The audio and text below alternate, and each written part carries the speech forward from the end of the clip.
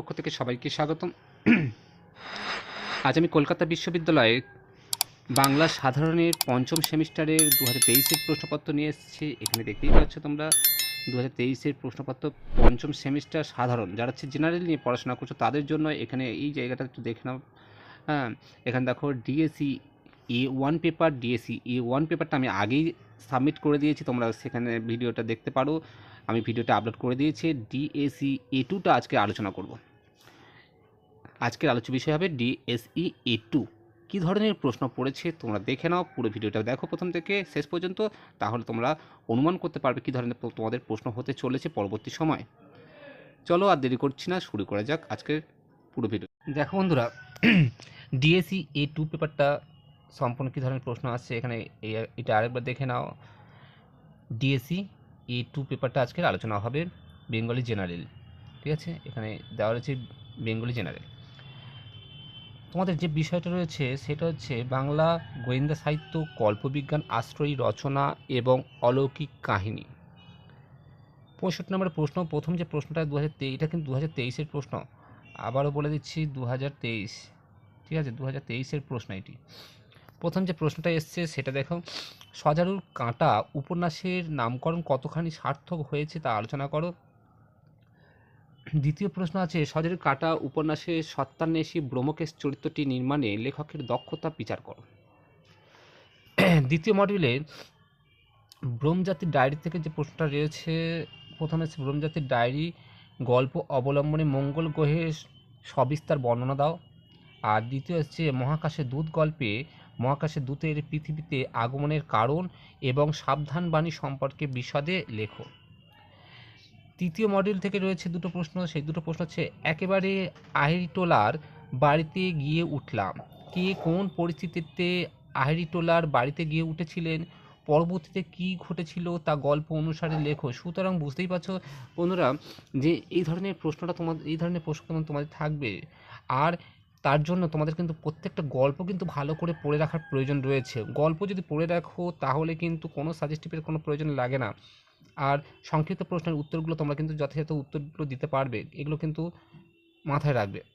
তাই আগে থেকে গল্পগুলো পড়া থাকলে তাহলে কিন্তু পরবর্তীতে সমস্যা হওয়ার কথা নয়। তারপরে যে প্রশ্নটা রয়েছে দেখো, দামু কাকা কে, তিনি কোন ধরনের ঘটনার সম্মুখীন হয়েছিলেন তা দামু কাকার বিপত্তি গল্প অনুসারে লেখো। সুতরাং গল্পগুলো পড়া থাকলে কিন্তু সব প্রশ্ন তোমরা কিন্তু উত্তর পাবে, কিন্তু 1 নম্বর প্রশ্নগুলোর উত্তর তোমরা পেয়ে যাবে। এবারে 5 নম্বর প্রশ্ন দেখব। প্রথম মডিউল থেকে দুটো প্রশ্ন রয়েছে, ব্যোমকেশ বিদ্যুৎ বেগে পিছু ফিরল, পিছু ফেরার কারণ বিবৃত করো। এগুলো কিন্তু কমন আসে না, একটু লাইন তুলে প্রশ্ন হয়, সুতরাং সেইভাবে তোমরা পড়াশোনা করো, গল্পগুলো ভালো করে দেখে নাও। 3টে মানুষ বেঘোরে প্রাণ দিল, কোন 3টে মানুষের কথা বলা হয়েছে, তাদের বেঘোরে প্রাণ দেওয়ার কারণ কী ছিল?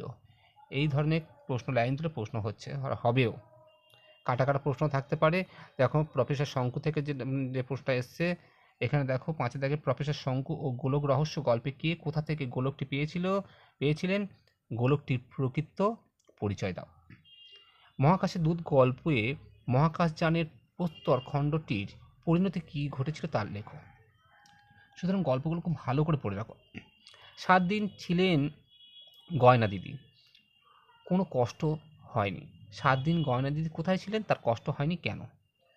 তারপরে যে প্রশ্ন আছে, লাল টিনের ছাদের বাড়ি গল্পে বাড়ির পরিচয় দাও।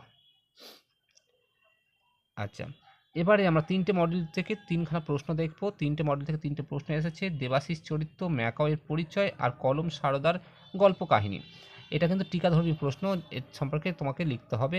এবারে সংক্ষিপ্ত প্রশ্ন এসেছে, সংক্ষিপ্ত প্রশ্নগুলো দেখো কী ধরনের প্রশ্ন এসছে। প্রথম যে প্রশ্ন আছে, কিন্তু এত অস্ত্র শস্ত্র থাকতে সজারুর কাঁটা কেন, উক্তিটি কার? এই ধরনের প্রশ্ন কিন্তু থাকবে, তুমি কত উক্তি করবে তার থেকে বরঞ্চ সংক্ষিপ্ত প্রশ্ন উত্তর দেওয়ার জন্য তোমাদের কিন্তু গল্পগুলো কিন্তু ভালো করে পড়ে রাখো, তাহলে দেখবে তোমরা নিজে থেকেই গল্পটা যদি মনের মধ্যে গেঁথে যায় তাহলে তোমরা নিজে থেকে সব উত্তর কিন্তু পেয়ে যাবে। কে বলেছে, কাকে বলেছে, কেন বলেছে, এই ধরনের প্রশ্ন কিন্তু থাকবে। উক্তিটি কার? তারপরে দেখো, সজারুর কাঁটার আঘাতে মৃত ব্যক্তিদের নাম লেখো।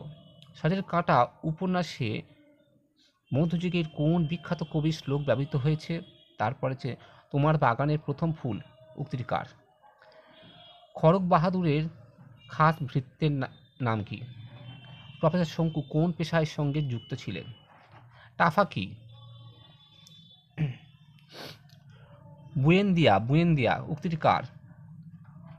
ক্রাগের শিক্ষক মহাশয়ের নাম কি?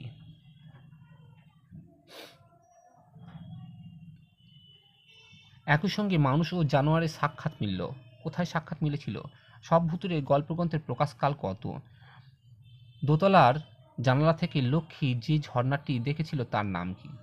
শরীরটা একেবারে ঝরঝরে হয়ে গেছে। কার শরীরটা ঝরঝরে হয়ে গিয়েছিল? দজ্জাল বউয়ের স্বামীর নাম কি?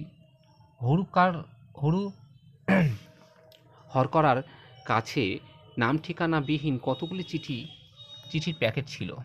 এই ছিল মোট 65 নম্বরের প্রশ্ন। আশা করি তোমরা বুঝতেই পেরেছো তোমাদের কী ধরনের প্রশ্ন হতে চলেছে।